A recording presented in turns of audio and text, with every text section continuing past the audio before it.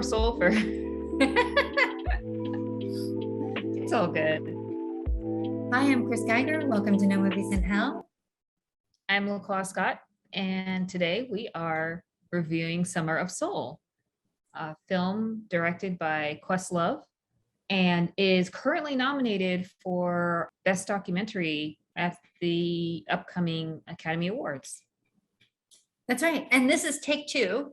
We attempted to record our review of Summer of Soul earlier, but I didn't hit the record button, apparently. So I've actually forgotten what we said about it because it was over a week ago and I can't retain information for more than a day. But Summer of Soul was so fun to watch. And I had heard nothing about this event. I live in Harlem. I had heard nothing about this event ever.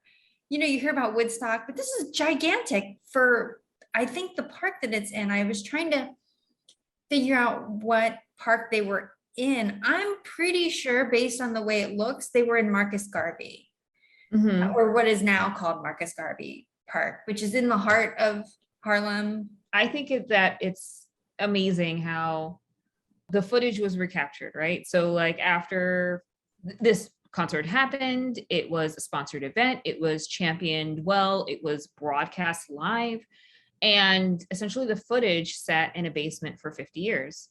The filmmaker found it and put it together, and then also found a number of folks who actually attended the event. So it was attendees, it was the performers themselves recounting different elements of the concert from the perspective of a child attending to the performers. And, you know, I think at the time, the name of the group escapes me, but no one has seen like actual their faces and knew that they were actually African-American. Their album cover was of like art or, you know, I think like an air balloon or something like that. So it was the first time that people were associating their music and like seeing their faces. And then also the other like established artists coming to talk about their experience with their music label at the time, and then their experience in performing. So it was really great to see, and seeing all like, you know, 300,000 people or the equivalent showed up. And it's just unbelievable how like an event like this, you know, people don't really talk about. You have to discover it, and then it's discovered 50 years later and no one knew. Yeah, it seemed like this one guy had the idea to put this festival on, and he kind of just did it. He's like the Uber promoter. Like he gets the acts, he gets the city to let him use the park. He gets a sponsor. Like I think it was Maxwell House. Yes, Maxwell House Coffee. Yeah, props to them. And it seems like maybe you would have heard about it if it had been an ongoing thing, right? Like, yes, you see big music festivals that are year after year, but because it seems like it was just this one time, it's almost the perfect storm. He was able to get the park. He was able to, the mayor at the time came and spoke. He was able to get the park. He was able to get the sponsor. He was able to get the musical acts, which I also thought was interesting because one of them said, oh yeah, we all live near each other back then. So it was easy to put this, not easy, but easier to sort of get a hold of the talent when they all are in the same place. Yes. So that was fun. I didn't realize that it was such a hotbed of musical talent so close together. Yeah. And also I was thinking, you know, why hasn't this been rediscovered? And in terms of like the replay on television, and thinking about like rights issues and masters and, you know, who owns what, it's a good, you know, rarely do they replay like award shows or they remove the music because of licensing and rights issues.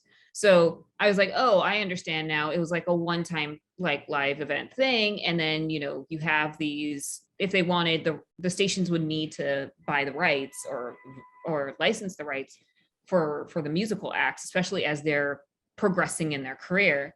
So I found that fascinating, but I'm just so hungry to figure out like where are all the canisters of other festivals? Or, you know, even getting to this age of like digital, there's so many festivals and events and things, and you find some stuff on YouTube, but you know, there's probably some really good, great stuff that's just hasn't been unearthed yet. And it really makes you think when you walk into music stores or you talk to people about like where they've gone to see music and like their experience. And it's like, oh, I went to this, and you know, oh, I didn't have my camera at the time, but you start digging in and figuring out, oh, where can I capture that magic again?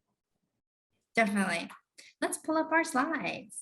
This is using our documentary scale, which excludes acting, costumes, hair, makeup, and special effects, jewelry and special effects, because obviously those are not key categories where you are judging documentaries usually, although I would say costumes, hair, and makeup for this one were so I think fun. it works. Yeah. Yeah, I think it works. But you know, Production quality I thought was great. Writer's choice and story, awesome. Soundtrack, awesome, of course. The only thing I give it a little bit off on cinematography is just because from a storytelling perspective, it was kind of a lot of the footage that they found and then jump forward to this. So it was less of a storytelling versus just kind of, I mean, it is a documentary, but like of documentation versus storytelling.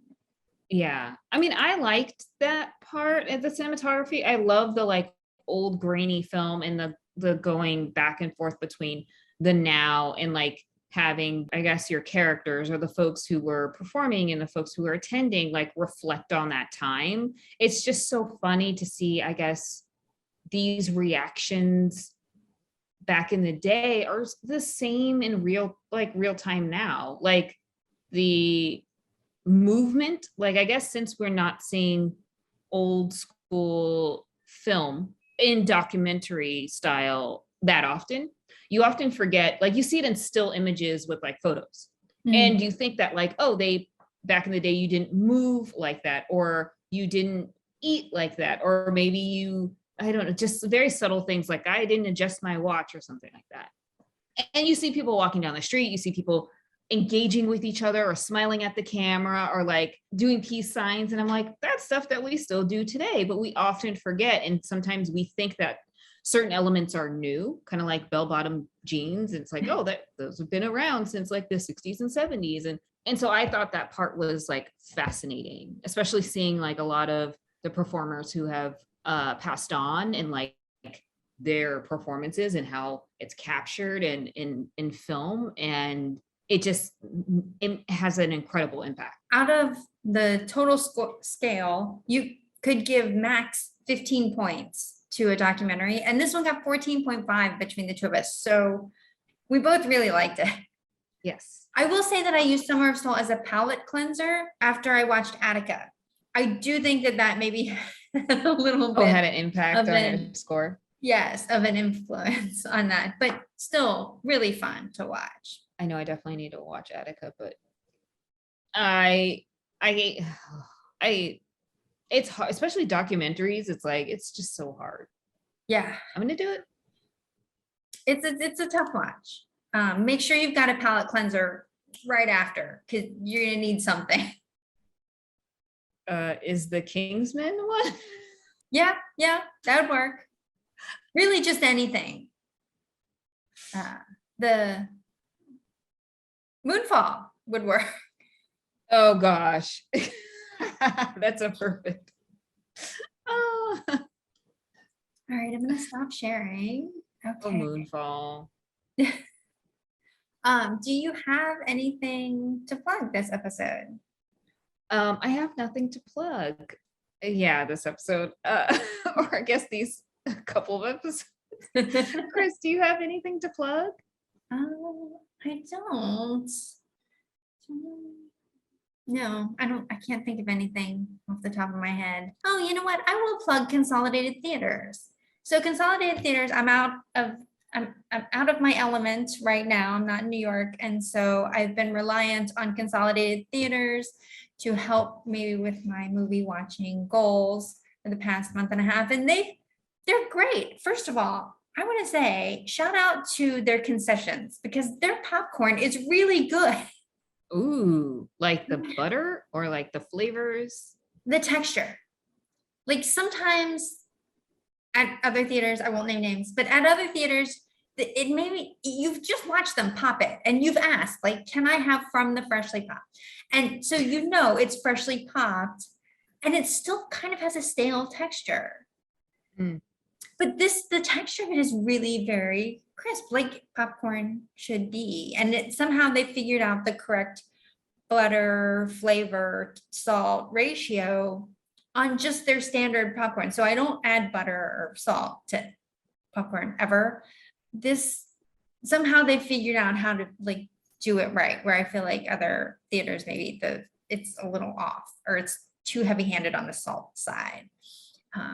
But they actually have had most of the movies that I wanted to see during the past 2 months, which I was afraid going to a more suburban area that I would not be able to see everything I wanted to. But by diversifying the offering at various theaters that I can still reasonably get to, I've been able to see the Almodovar movie, Parallel Mothers. I was able to see Drive My Car. I was able to see things that I thought I would have to wait till I got back to New York to see. So yay, consolidated theaters. Yay. Very cool. All right, so we'll close out this episode and we'll see everybody next time. Thanks for watching. Thank you.